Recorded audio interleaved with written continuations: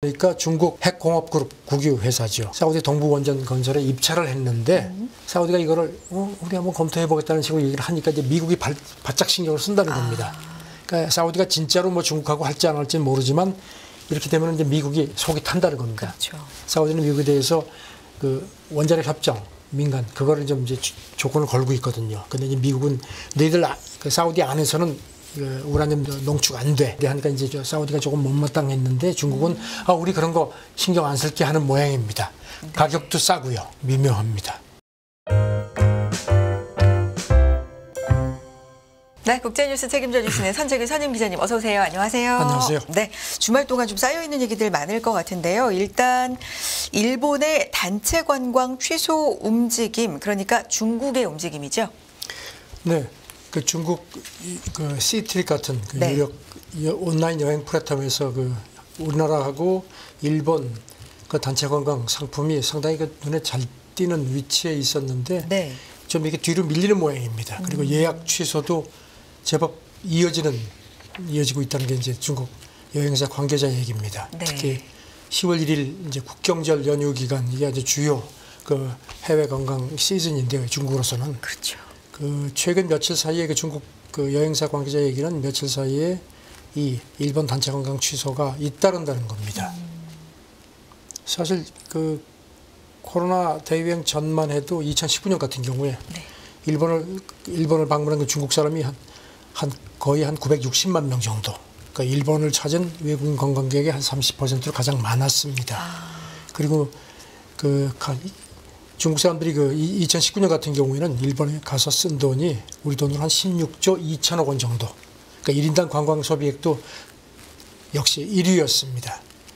그런데 이제 이렇게 지금 오염수 방류에 대한 그 중국 내 그 반일 감정에 네. 좀 상당히 영향을 주는 걸로 보입니다.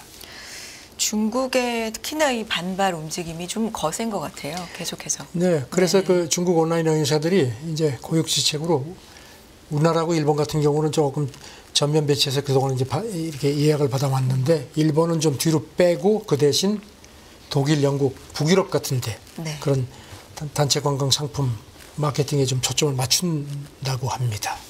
그리고 이런 추세가 꽤 이어지지 않겠느냐는 그런 걱정도 그 중국 여행사 CEO가 했습니다. 네, 이 추세가 좀 이어질 수 있다. 자, 이런 가운데 연립여당, 일본의 연립여당의 대표가 중국 방문하기로 했는데 미뤄졌나 봐요. 야마구치 그 공명당 대표가 원래 네. 오늘 그 중국에 가기로 했었는데 일본 언론 보도를 보니까 이제 이게 연기가 됐다고 합니다. 기시다 총리가 그 시진핑 주석한테 주는 그 친서를 갖고 만약에 갔으면 4년 만에 이제 네. 중국에 처음 가는 건데 중국 쪽에서 지금 적절한 시기가 아닌 것 같다. 퇴짜를 맞은 걸로 되어 있습니다. 그 야마구치 대표도 몇 번인가 그동안에 방중을 모색했고 조율해왔기에 상당히 유감스럽다. 네. 다시 일정을 잡도록 노력하겠다고 했는데 여파가 큽니다. 일본으로서는. 네. 그러네요. 일본의 오염수 방류로 인한 중국에서의 또 움직임 살펴봤고요. 관련된 얘기입니다. 중국의 일본 수산물 전면 금수가 역효과를 낼 수도 있다. 이런 분석이 있군요. 홍콩 사우스 차이나 모닝 포스트 보도인데요. 네. 말씀하신 것처럼 중국 조치가 사실 일본이 굉장히 발끈하고 있지 않습니까? 그런데 그 중국 수산업에 또 상당한 역효과를 낼 것 같다는 분석을 했습니다. 네. 중국 사람들도 지금 이렇게 걱정이 많아서 이렇게 수산물을 멀리한다. 그렇게 되면 이제 자충수가 될 수 있다는 겁니다. 그러니까 수산업계 전체 자체가 위축될 수 있다 뭐 이런 얘기일까요? 예, 홍콩 매체는 지금 그 중국 입장에서 보면은 일본산이 일본산이 전체 수입 수산물의 한 4%가 채 안 되는 상황이라는 겁니다.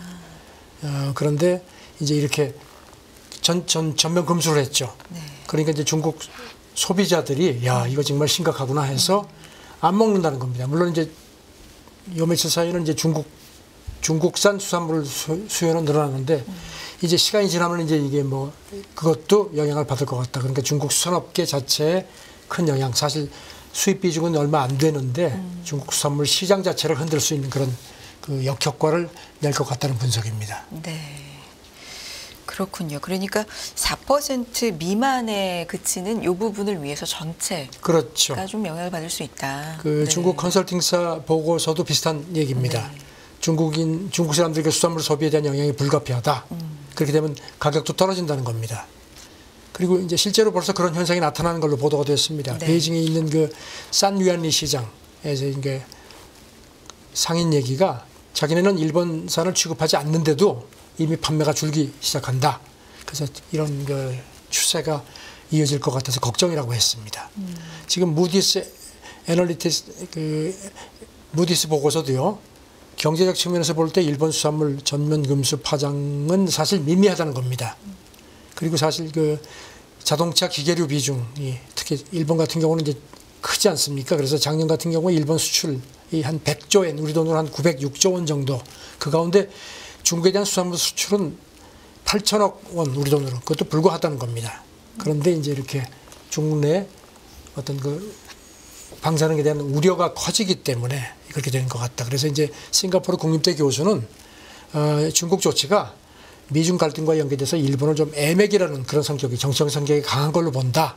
정말 중국이 일본을 진짜로 한번 골탕을 먹이려고 했으면은 기계류, 반도체 같은 아니면 자동차 수입 같은 걸 제한하는 게 훨씬 더 영향이 컸을 텐데 일단 약간 간보는 것 같다는 겁니다. 그런데 이제 이것 때문에 중국 수산업계는 상당히 걱정이 많다는 거죠. 네. 이 영향에 대한 뭐 분석이 나오는 거는 다양한 의견이 또 다양한 의견이 있을 있을 수가 수밖에 있으니까요. 없죠. 네. 네. 이런 의견이 있다는 것도 전해주셨고요. 자, 다음 얘기입니다. 중국이 경제, 금융 회생에 안간힘을 쓰고 있다. 중국 경제가 위기다라는 건 뭐 계속해서 나오고 있는 얘기인데. 그동안에 뭐 여러 조치가 나왔죠. 네. 그래서 한번 이게 좀 쭉 정리하는 의미에서 저도 한번 네. 봤는데요. 일단 오늘부터 중국 재정부가 주식거래 인지세를 절반으로 떨어뜨린다고 발표를 어제 했습니다. 지금 주식거래 인지세가 0.1%. 근데 이게 이제 이걸 내린 게 금융위기 때인 2008년 이후 처음입니다. 잠깐 설명드리면 2007년 5월에 중국이 그때 뭐 증시가 엄청났죠. 하루에 한 30만 명이 넘는 사람들이 막 증시에 들어오니까 과열되니까 인지세를 그때 0.3%로 올렸습니다. 네. 그러다가 2008년에 이제 4월 그때 이제 금융위기 충격도 그래서 증시가 가라앉았죠. 그러니까 이제 다시 0.1%로 낮췄습니다. 네. 그런데 이제 이번에 이제 그걸 또 반토막을 내는 겁니다. 중국 재정부는 자본시장 활성화, 그다음에 투자자 신뢰 제고를 위해서 인지세를 내린다고 이렇게 설명을 했습니다. 네. 지금 중국 증시도 좀 많이 하락을 하고 있는 추세이기 때문에. 그렇죠. 네. 그 블룸버그는 그 이번 조치가 그 중국 신뢰 회복을 위한 그 겨냥한 그 고심책이고 그 굉장히 영향이 좀 이렇게 효과가 있을 걸로 지금 당국이 기대를 한다고 합니다.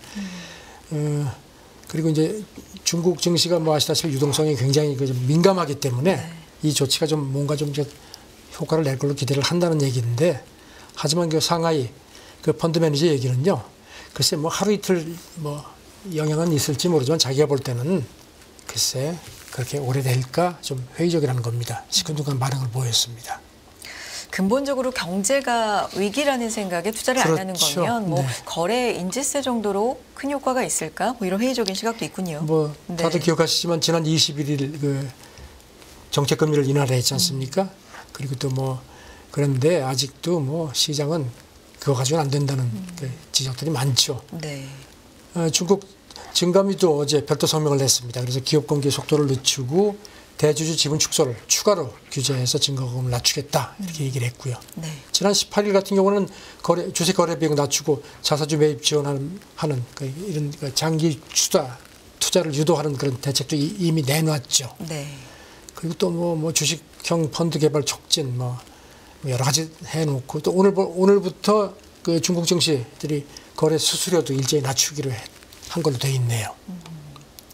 뭐 여러 가지 사실 네, 국리들을 하고 대책을 내놓는데 약간 큰 것들이 아니라 좀 조금조금한 거다라는 느낌이 들긴 하고요. 그래서 이제 네. 제일 관심이 중국이 부동산은 손을 그렇죠. 대고 싶지 않은데 네. 이제 월가 쪽에서는 그렇게 못할 거다 했는데 저는 손을 대긴 대는데 굉장히 조심스러운 것 같습니다. 네. 중국 국무원이 이른바 보금자리 주택 이거를 우리식에 건설하겠다는 계획도 내놨습니다. 중국 국무원이 지난 금요일이죠. 총리 주재 회동을 해서 이제 중국은 이제 보장성 주택이라고 표현을 하는데 여기에 대한 이런 걸 이제 촉진을 한다. 그래서 새로운 어떤 부동산 시장 그 발전을 위한 중요한 모델이다. 그러니까 부동산 시장이 과열되지 않으면서 조금 이렇게 좀 군부를 떼겠다는 것 같습니다. 자, 부동산 쪽이 사실은 좀 가장 중국에 있어서는 민감하죠. 민감하고 손을 대기도 좀 조심스러운 부분도 하고 그런데 사실 뭐 네. 여러 차례 뭐 지적을 했지만 부동산이 지금 중국 GDP 한 25% 가량이죠. 그리고 또 가계 자산 같은 경우는 거의 뭐 80% 정도가 몰려 있으니까 지금 이게 지금 위기를 맞고 있으니까요. 그러니까 지금 뭐 여러 가지로 뭐 고심을 많이 하는 모습입니다. 중국 그 인민은행 뭐 이런 데서 지난 금요일에 그 주택담보대출 받은 사람이라고 해도 현 시점에서 자기나 가족명의 주택이 없으면 대출을 안 받은 걸로 간주해가지고 생애 첫 주택 수준으로 또 그 계약할 때 예치금 규모라든가 이자를 우대하는 조치도 내놓았습니다. 그리고 이제 이것도 또 이제 도시별로 상황이 다르니까 당신들이 자체적으로 판단을 해라 이렇게 또 유연성도 부여를 한 걸로 되어 있습니다. 네. 거기다가 또 뭐 그 납세자가 자기 주택을 팔고 1년 안에 다시 사는 경우에는 이민인 개인 소득세를 환급하는 혜택이 원래는 올해 말까지 끝나는데 네. 이것도 2년 연장을 했습니다.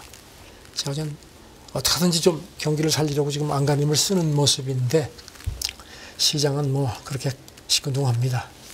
그러게요. 중국의 경제, 금융 회생을 위해서 안간힘을 쓰는 대책들이 좀 나오고 있다라는 소식이었고요. 자, 모디 그리고 시진핑 얘기를 좀 해주세요. 브릭스 관련된 얘기네요. 떡봉 김에 제사 지낸다는 네. 그 표현이 생각이 나는 그런 거였는데 모디하고 시진핑이 이제 요하네스버그에서 이제 브릭스 회담 이제 전체 회의 하면서 그 와중에 따로 만났습니다. 그래가지고선 두 나라 그 국경 분쟁 심하죠. 이게 뭐 전쟁도 하고 뭐 2020년인가요? 그 라파트란 지역에서는 충돌해가지고 양쪽 군인들이 많이 죽었죠. 그리고 지금 그쪽은 국경선이 사실 서로 인정을 안 하니까 실질 뭐 이렇게 뭐 그 표현을 뭐라고 하던데 그 실질 그 통제선 네. 이래가지고 이제 그걸 서로 이게 이제 대치하고 있거든요. 그래서 두 정상이 그러지 맙시다. 그래서 이걸 좀 우리가 적극적으로 좀 해결을 합시다 해가지고 그렇게 하기로 합의를 했는데 사실 뭐 처음은 아닙니다. 네. 그런데 이제 이번에 브릭스가 이렇게 외연도 확대하고 이런 분위기를 해가지고 이제 여세를 몰아가지고 어떤 그 중국하고 인도 간의 어떤 갈등을 좀 줄여보자는 노력 같습니다. 중국 외교부 대변인도 두 정상이 양국 관계하고 공동 관심사에 대해서 솔직하고 깊이 있게 의견을 교환했다. 이렇게 또 밝혔습니다. 네. 그러면서 이제 대변인 얘기가 국경 문제가 역사적으로 상당히 뿌리가 깊은데 이게 양국 관계의 전부는 아니다. 그래서 뭔가 좀 서로 받아들일 수 있는 해결책을 찾아서 전략적 상호 신뢰를 증진해야 한다. 이런 점도 강조를 했습니다. 이 지역이 라다크. 예, 라다크라고 합니다. 나오는. 뭐 네. 중국하고 인도는 뭐 아시지만 국경이 엄청 길죠. 3,800km가 넘으니까요. 뭐 전쟁도 했고 작년 11월 그 인도네시아 발리 정상회담 G20 정상회담 때도 만나서 해결하기로 했는데 이번에 이제 그걸 거듭 확인하면서 박차를 가하자 이렇게 얘기를 한 겁니다. 네. 로이터의 얘기도 있네요. 예, 중국 상무부부장이요. 네. 지난 금요일 회견하면서 그 지금 이제 중국이 주도하는 그 영내 포괄적 경제 동반자 협정 RCEP이라고 하나요? RCEP죠. 여기 대해서 이제 인도가 아직 안 들어와 있는데 들어와라. 문호가 열려 있다. 그러면서 또 이렇게 좀 문을 열었습니다. 지금 이게 이제 요 직전에 인도 상공장관이 브릭스 비즈니스 포럼 주재하면서 인도하고 중국이 교역이 많이 빠르게 늘어나는데 우리가 무역 적자가 너무 많다. 불만을 보였거든요. 그러니까 이제 여기 대해서 중국이 조금 뭔가 좀 이렇게 잘해봅시다 하는 그런 제스처 같습니다. 일단 이번 브릭스 그 연례 정상회담을 가지고 기회로 해서 인도하고 중국이 좀 미국을 좀 더 이렇게 쳐내는 그러니까 인도가 특히 이제 미국하고 가까워지려고 하니까 중국이 이제 그걸 한 발을 밀어내는 그런 모습입니다. 네. 브릭스 관련돼서 하나 더 얘기를 하면 인도네시아와 아르헨티나 브릭스가 급할 거 없다. 이번에 6개국 네. 그 신규 가입 그 승인을 했죠. 그러니까 이제 들어오십시오 했는데 이제 들어가는 거는 이제 그쪽 6개국들이 이제 받아들여야 되는 거죠. 그런데 아르헨티나는 지난 금요일에도 말씀드렸지만 유력 1, 2위 대선 주자들이 우리 안 들어간다. 내가 대통령 되면은 안 하겠다고 네. 이미 밝혔고요. 여기다가 또 인도네시아 또 지금 보니까 조코이 대통령이 브릭스 회담에 갔습니다. 가서 얘기를 하는데 우리는 가입 신청서 안 냈다. 사실 인도네시아가 가장 먼저 냈을 걸로 관측이 됐거든요. 그리고 또 브릭스 기존 회원국들도 인도네시아가 이제 세계 15위권 경제국이니까 들어오길 너무 바라죠. 근데 이제 우리는 안 한다. 그러면서 이제 거기다가 브릭스하고 관계는 좋다. 하지만 여전히 가입을 검토 중인데 서두르고 싶지 않다. 좀 애를 태웁니다. 그러네요. 네. 그럴 수밖에 없는 게 지금 이제 브라질이 특히 인도네시아가 왔으면 했거든요. 왜냐하면 브라질하고 인도네시아는 비동맹 중립 노선 아주 강하게 견지를 하니까 그랬는데 이제 인도네시아 입장에서는 거기 들어가게 되면은 지금 중국하고 러시아가 브릭스를 확대시켜서 G7하고 대항마로 이렇게 진영 논리로 나가니까 이제 그래서 인도네시아가 가입을 주저하는 것 같다는 게 외신 분석입니다. 비동맹 중립 그 노선이 좀 흔들릴 수 있다. 부담이 있나 봐요. 그렇죠. 그러면서도 조코이 대통령이요. 브릭스 그 정상회의 연설에서 개도국들은 단결해가지고 권리를 지켜야 한다. 그리고 이제 무역 차별 같은 거 우리가 함께 걷어내자. 그리고 이제 이런 표현을 썼습니다. 하류 산업 지원 정책이 방해받으면 안 된다. 이게 뭔가 하면 이제 인도네시아가 천연 자원이 많죠. 그러니까 이제 니켈, 보크사이 같은 이런 거를 이제 그동안에는 원광으로 수출해가지고 이제 사실 어떤 그 수익성이 떨어졌죠. 그러니까 이제 이렇게는 안 하고 자기들도 재련소 만들어서 이제 제품을 가공해서 내면 이제 부가가치가 높아지죠. 이제 그런 거를 서방들이 이제 자꾸 견제하니까 이거 좀 브릭스 차원에서 이제 협력하자는 거. 그래서 이제 들어오라고 했는데 그걸 합시다 하면서도 안 들어가는 겁니다, 지금. 아르헨티나는요? 아르헨티나는 지난번에도 말씀드렸지만 지금 지난 13일에 그 이른바 예비 선거가 있었는데 그 진보 야당 소속 그 하원 의원이죠.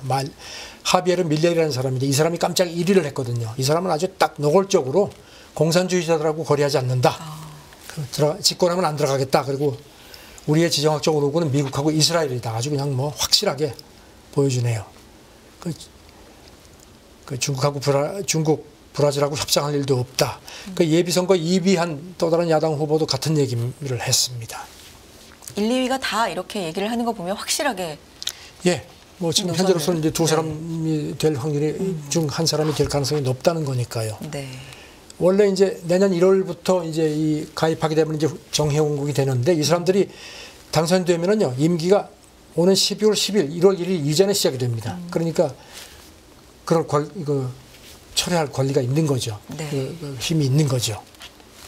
러시아 외무차관도 브리핑을 하면서 이제 문호가 열려 있다고 네. 계속 강조를 했는데 그러니까 이제 기자들이 그러면 서방국들이 들어오겠다고 하면 어떻게 하겠느냐 하니까 그건 안 됐다. 왜냐하면 그 사람들하고 우리는 기조가 틀리다. 선을 그었습니다. 네.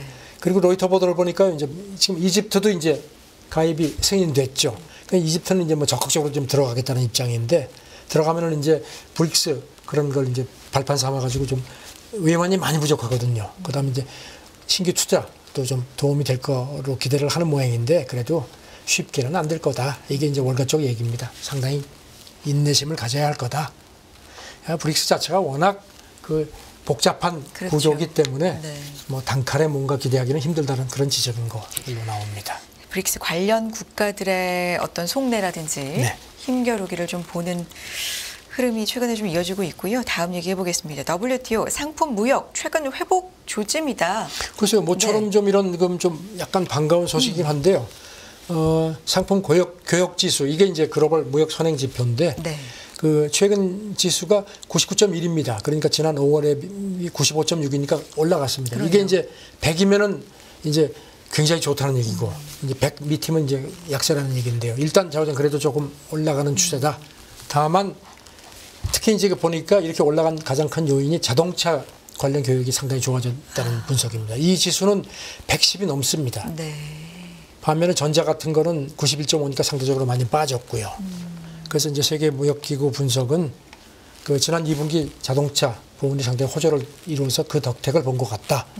일본 GDP 성장률이 예상보다 높은 것도 일본이 이제 주요 자동차 수출국이니까 이런 것 같다고 했는데 하지만 수출 주문 지수는 상당히 아직도 97 정도밖에 안 돼서 상분기 이후에 이런 상품 교역 지수, 그러니까 무역 회복 탄력이 좀 이어지기는 어려울 것 같다. 제한적인 것 같다고. 그렇지만 어쨌든지 저는 모처럼 그러네요. 좀 긍정적인 뉴스 같습니다. 우리나라 수출도 자동차는 비교적 괜찮고 네. 반도체는 힘든데 그런 흐름하고도 좀 그런 세계가 걸로 보입니다. 비슷한 네. 지표가 있군요. 다음 얘기해 볼게요. 중국 GM 옥수수 대두 실험 재배 확대 유전자 변형 말하는 네, 거죠? 중국 농업농촌부가 지난주에 네.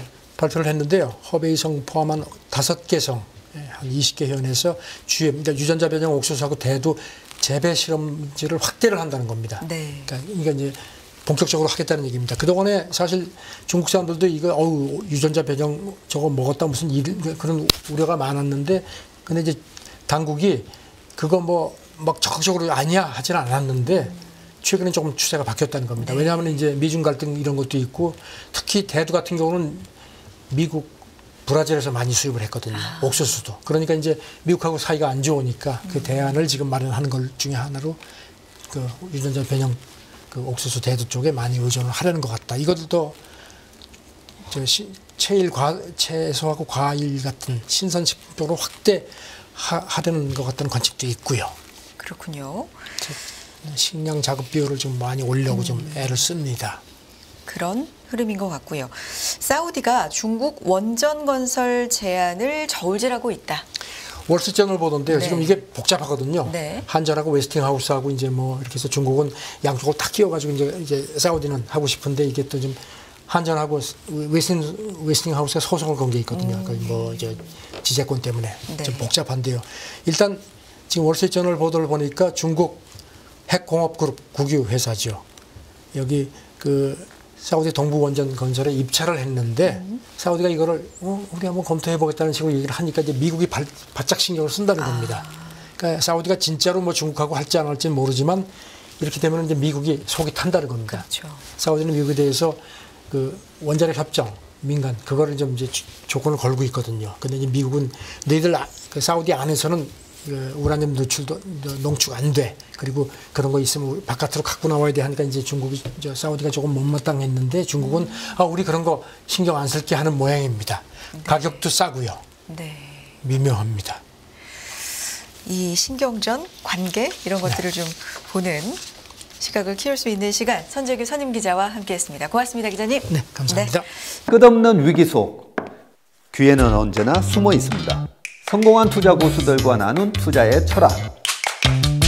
다가올 기회를 잡아내는 부의 만찬으로 여러분을 초대합니다. 푸짐하게 한 상 차려놓았습니다.